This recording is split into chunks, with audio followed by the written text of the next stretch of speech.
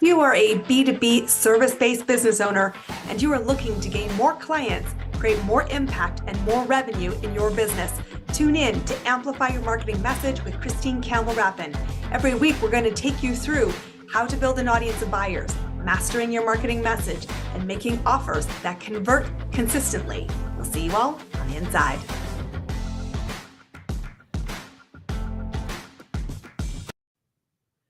This one is for everybody out there who is struggling to attract enough clients.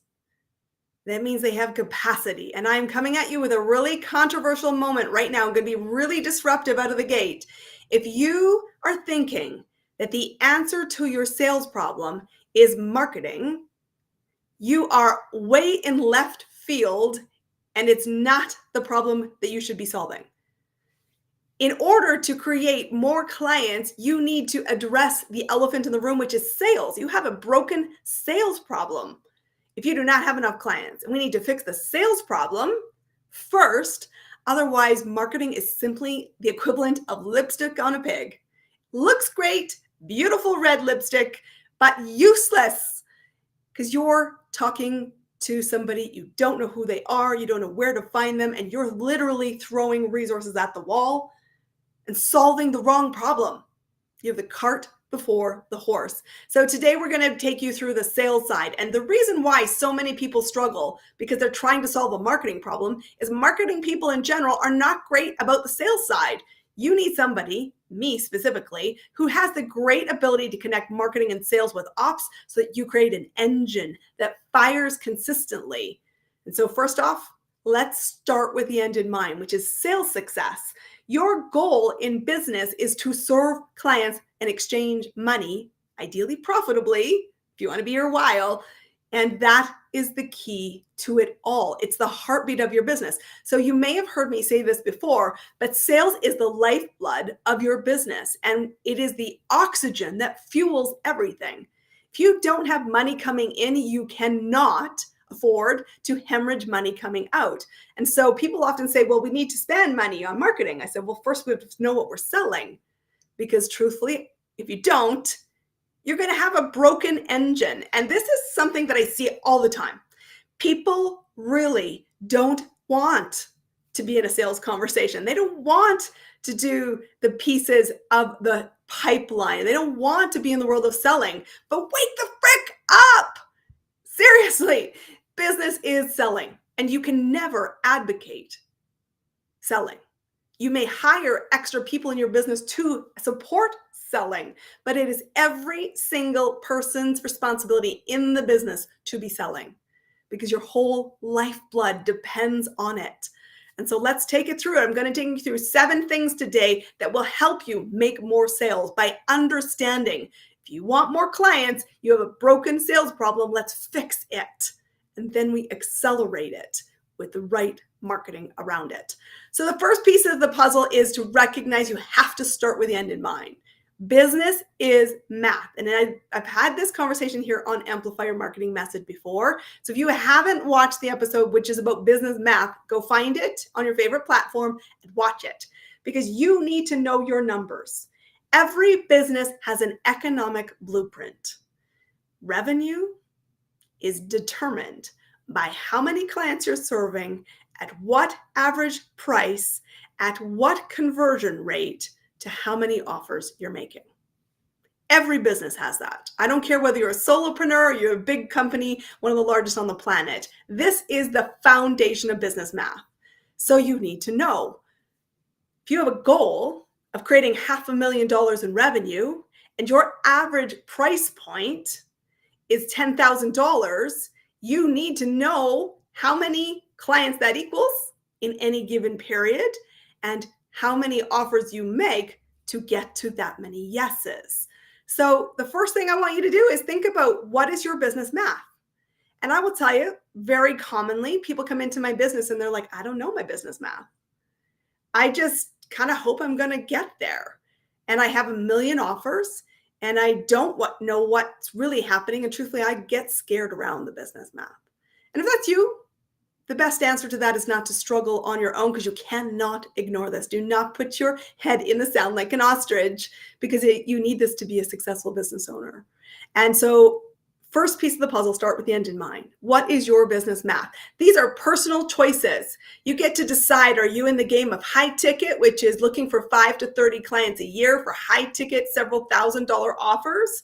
Or are you playing a game of volume? A game of volume is that thousands of clients at low dollars per product or service sold. And those are choices. And of course, there's a spectrum of that. But this is a first fundamental choice you make. How do I want to play? It's the first piece of strategy. Beyond who are you and what do you stand for, is how do you want to play? So you should be thinking, how do you want to play? And if you are yet not aware of your business math, this is the first homework piece. You need to get out the pens and paper, calculator if needed, and figure out your business math. Figure it out, because truthfully, if you don't have a plan, you don't know what you're shooting for, you are planning to fail.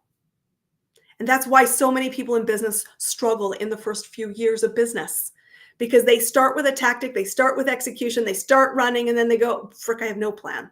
I don't even know what I'm doing. I don't know how many clients I'm looking for. I don't know what I'm looking for. I don't know where to find them. And it spirals.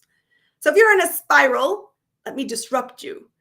You've got to get the business math right. Those are personal choices you're making. And once you've made them, it is about then going into the second piece of the puzzle, which is you need a lead generation process in place that creates the audience of buyers. Okay, and you need to know how many buyers you need, how many audiences that happens. And there are some industry statistics that can help you for sure. But you need to have a plan, because your business will be built on strangers. You must always understand that you need to get in front of more people, more ways, more often, because truthfully, you always need fresh audiences of potential buyers. And the volume of which you need them is determining whether you're going low ticket or high ticket or how much revenue you want to create. And none of that matters to me personally. I'm asking you what you want, and I'm going to help you get there. So you have to have a system. A system is a framework for decision-making that knows when to say yes, what to say no to, and you're monitoring the business math around it, which means you have to have dashboards. And I know one of the biggest shifts in my business in the last couple of years is I have always treated my business like a business, because I grew up in the land of business and I was expected to have budgets. I had performance reviews. I had expense lines, and I was tracked to the dollar on revenue. And I've always done that in the world of corporate. And then someone said to me, how much do you do that in your business today? And I thought, holy crap, not enough. And I shifted. And I moved much more disciplined into the business math and much more into tracking what strategies were working to bring in the volume I needed and assessing the quality of that lead generation system. Because here's the also simple truth. If your lead gen strategy, whatever tactic, I don't care you're using, could be SEO, could be speaking, could be networking, I don't care. Pick your tactic that you want to show up and deliver. If it is not leading to qualified leads, the right people that you want to work with that have money, capacity, and interest in your current offering, it's broken. Okay, let me say that again, because you're going to go, oh, that really felt like a dagger. It's broken if it's not creating qualified leads, because you need a successful lead gen in place with plenty of opportunities to have appointments, messages, qualified conversations, so that you are in front of the right people, of course, to lead to an offer. So the third component I want to talk about is that there is an offer that you are structuring your business around. And a lot of people think of this terrible stereotype of selling, which is about gain on one side and not on the other. And truthfully, I think it's so funny that we all fear that, because it's not actually observed very often. Being in business and being a business owner is all about service. It's a choice that says we have a way to solve something for somebody who has a need for a problem to be solved. So you want to get your head around that you must be making offers, and it is exciting because you're in service of somebody who needs it, which means you need to show up because somebody is seeking, and I want you found. So you are there focusing on service, which means doing the right thing for the customer. When you have the right product and service, it's leading the offer and it's standing behind the integrity of what you promised. So number 3 is all about service, and service is selling. You should be serving a lot, which means selling a lot. And you should be doing that with a great lead gen system, and you should know your business math and take course corrections soon so that you don't hemorrhage resources with no results. The 4th piece of the puzzle is you need selling skills. Everybody in your organization needs selling skills. And that is not just the theory of selling, but the nuts and bolts of moving, influencing, and creating decisions with another party or parties, depending on your business. So selling skills are not optional. And so many businesses I see spend so much time thinking the marketing comes first and sales is the last thing you're investing in, and is the reason why you're hemorrhaging money. Invest in great selling skills. And I have tell you, I've spent my career in the world of sales. I've made, I said, $1 billion, if you know the story, for clients, more than 400 of them. I am still, every several years, usually every 2, I am invested in an additional sales training specific investment. I have a coach who has selling monthly calls so that we keep very focused on honing our skills, because we must constantly not do what we know, but execute and win. And win to me is expansion. So if you have never taken selling skills, or you think selling is somebody else's responsibility in your organization, not today. Today, I want to shift that thinking. Selling skills must be an investment in your bottom line. It is an investment that you should have in your budget, and you should be committed at saying, this is the most important thing I do every year, every 2 years, because you have to polish those skills. Because truthfully, we get lazy. We stop doing what works, and things come off. The wheels come off the bus. So that's number 4. Number 5 is that you need to recognize that no's are part of the game. Doesn't mean they don't suck. I'm not Pollyanna. I'm not saying that there's rainbows and unicorns, but you need to know that no's are part of the game. And some people have the philosophy that you should hunt for no's. I don't particularly believe that, but I also know that no's are part of the game. So that means that when I make an offer, I am not tied to the outcome. I make the offer because I firmly believe it is in your best interest to work with me to get that result. I am certain that I am showing up to make the offer. Whether you as the client, potential buyer, say yes in the moment, or yes, maybe later, or yes, today, or no, never, I'm not tied to the outcome. And so when you are in a place where the capacity is high and you need a lot of clients, we can start to get desperate for the sale. And we start to make offers to undesirable clients. Those are choices. Okay, you need to hear that. Those are choices. I want you to shift to the choice that says, I'm not tied to the outcome, but I am aware that I won't always get yes. So what is my responsibility is to get into more activity. There's a couple of different ways in the activity that you can get into this to solve the problem more quickly, but no is part of the game. And when somebody says no, it's often not a definitive answer. It means a not yet. And your responsibility is to keep nurturing, adding value, and remaking or asking for new opportunities to engage and to make offers if you firmly believe that you're serving this person to guide them to the result. Beware of your desperate energy, and beware that rather than being hopeful, like a wing on a prayer that this person's going to say yes, you're saying they can say yes or no, and I'm okay with both, but I know today I will make an activity, because your number one responsibility in business is sales enablement. It's the lifeblood of your business. So start the oxygen and get into the activity, understanding the business math. See how it's all coming together? Like this is so clear in terms of ROI.